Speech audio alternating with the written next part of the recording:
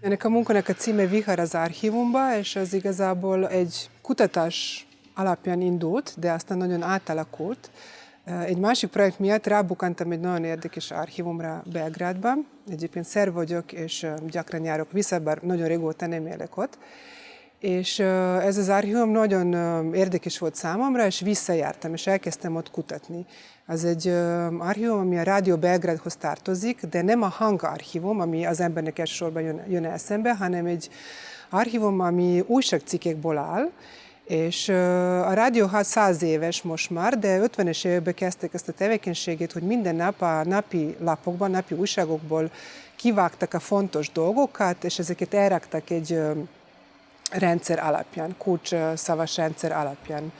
Az egész országból, akkor Jugoszláviából kaptak az újságokat, az archivisták olvastak, objektív módon elvileg válogattak a fontos dolgokat, azokat kivágtak, jelöltek, a többi kukába ment. És így most már több mint 5 millió cikk van ebben az archívumban az elmúlt 70 évből. Ezt a tevékenység megszűnt, az újságok online kerültek, nincs mit vágni, vagyis nagyon kevés újság már nyomtatják. Én oda mentem kutatni, és kerestem valami, és rájöttem, hogy az, amilyen keresek, igazából nincs ott. Engem nagyon érdekelt, hogy hogyan fogunk ezeket a híreket, régi híreket majd olvasni jövőbe, vagy a jövőbeli emberek, fognak tudni úgy értelmezni, mint mi most, vagy a korábbi generációk. És rájöttem, hogy az nincs benne, tehát az nem lehet leírni, az, ami személyes emlékezet, ami keverődik a hivatalossal, meg személyesen átélt dolgokat. Ami a kiállításon látunk ebből a kutatásból, az csak egy nagyon pici szegmens, ami átalakult igazából egy képi dologba, egy kép és hangalapú videomunka jött létre, ami abból a kutatásból indult, nem dokumentarista jellegű, hanem erre a tevékenységre és az anyagra és a taktilis részre fókuszál többek között. A képekből, ami a rádió archívumban vettem fel, láttunk ezt a folyamatot, hogy hogyan archiváltak annó. Számomra egy nagyon érdekes kérdés, hogy lehet egy helyen 70 éven keresztül, tehát olyan országban ráadásul, ami nagyon nagy változáson ment keresztül, mint akkor Jugoszlávia, most már Szerbia, hogyan lehet neutrálisnak maradni, neutrálisak az újságok, eleve hogyan készülnek a cikkek, milyen nyelvezetet használnak, milyen ideológiai nyelv áll a bizonyos korabeli újságok mögött, stb. A videó 2 képből áll, és 2 hangsávból is. Van a belgrádi anyag, és van egy anyag, ami én vettem fel, ami üres újságpapírt használja, és ott igazából csak hasonló folyamatot látunk, kivágás, szelektálás, és belemerülünk ebbe tehát nagyon közeli felvételeket látunk, és igazából ezt akarja áttenni a nézőt egy hangulatba, és ebbe a gondolkodási folyamatba erről a folyamatról, vagy rendszerezésről, vagy tudás elrakásáról, vagy valóság megőrzéséről. Felmerülhet olyan kérdés, hogy miért látunk kétféle képet, és szerintem a néző az döntheti saját maga, tehát van többféle megoldás ennek, de én nem mondom, hogy számomra mi volt a folyamat.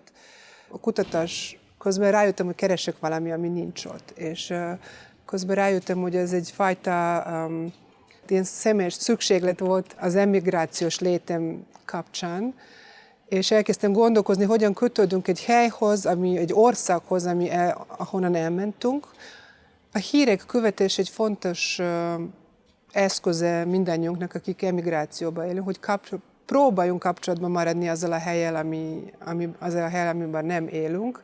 Az mindkettőnkre érvényes, és az is egy pici bizonyos szempontból az is része ennek a munkának, tehát arra való utalás, hogy igazából nem is lehet kapcsolatot tartani ugyanúgy, amikor már nem lakunk egy helyen, csak van ennek a látszata, vagy marad a szükséglet, vagy marad a kapcsolat, de nagyon megváltozik, bizonyos dolgok lekopnak, stb. Eltűnnek. A Katarina arról beszél, hogy milyen távol lenni, és én meg most arról beszélnék bevezetőképpen, hogy milyen megérkezni, akár 10 év után is. Még mindig azon gondolkodunk, hogy milyen megérkezni. És az valahogy úgy jött ez az ötlet, ami a Tektorhoz vezetett, hogy én az integráción gondolkodtam, hogy például meg szeretném ismerni Németország történelmét, hogy az biztos arra szükségem van ahhoz, hogy integrálódjak. És akkor eszembe jutott, van egy ilyen álomprojektem, egy ilyen alternatív történelmét akarom megismerni Németországnak, és szívesen bejárnám úgy az országot, hogy őrült, önjelölt történész bácsikáknak a történeteit begyűjtöm egy ilyen almanakba. Mert úgy feltételeztem, hogy az ország különböző pontján, meg a világ különböző pontján a történelemnek egy ilyen másik narratívája az íródik, tehát kiegészítik a bácsikák, meg a nénikék a saját falvaikban a hivatalos történetírást a saját narratívájukkal, mert valószínűleg azt érzik, hogy arról nincs elég szó. És így kerültem például kapcsolatba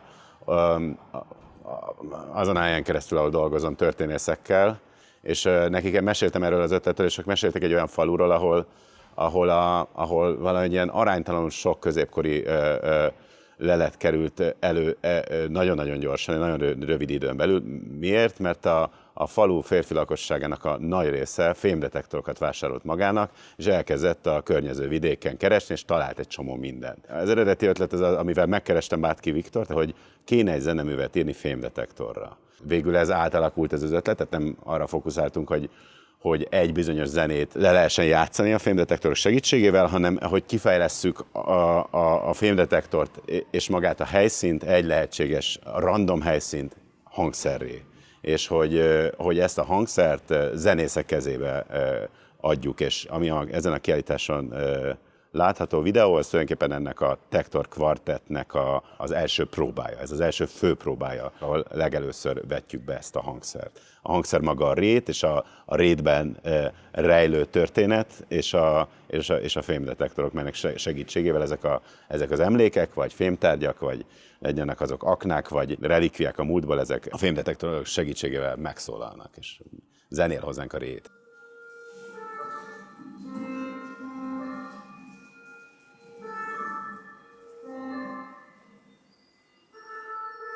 Hasonló témához nyúl a két munka hasonló eszközökkel. Mind a két esetben maga a cselekmény és a mozgás marad fenn. A tevékenység eltávolodik az eredeti szándékjától.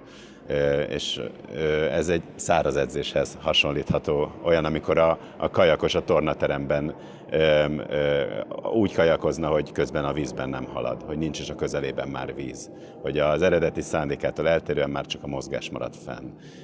És így tulajdonképpen ez az eredeti, a keresés mozgása, mind a két esetben egyfajta keresésről van szó. Az aknakereső és az archívista is keres, mi mégiscsak a mozgást és magát a tevékenységet emeljük be ebbe a kiállításba.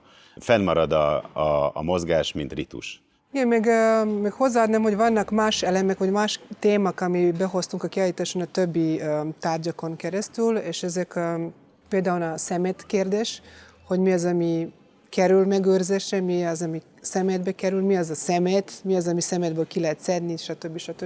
Noha a mi munkafolyamatunk mindkét esetben a kutatásból indult, igazából leginkább kérdések vannak túlsúlyban a kiállításon, mert mi is magunk is kérdezünk, mit lehet csinálni ezekkel a meglévő struktúrákkal, ami már nem hasznosak, ami már nem lehet ugyanúgy használni. Őrizni kell milyen módon, szemétbe, szóval igen. Van egy ilyen elem, ami látható több munka keresztül, az kapcsolódik akár a háborús dolgokhoz, mint a katonai ruhákba várt jelmez, vagy detektorok a mezőn, ami a aknakeresésre utalhat. Ezek nem explicit dolgok, nem expliciten ki vannak mondva a kiállításon, csak egy ilyen pici finom utalás a gondolkodáshoz, hogy ez is igazából ebben a történetben van például, hogy mit mennek tönkre az archívumok, vagy ki őrzi őket, kihez tartoznak, milyen társadalmi változások történnek, ami bizonyos struktúrákat tönkre teszik, és így tovább. Meg hát elképzelni próbáljuk azt a rémisztő szcenáriót, hogy már archívumok nem léteznek, vagy hogy a történelem feljegyzésének a módjai nem léteznek, hogy akkor mi következik be, vagy akkor mi vár ránk. Van egy ilyen általános rettegés, ami átszőheti ezt a kiállítást, ami valószínűleg a mi személyes rettegésünkkel azonos.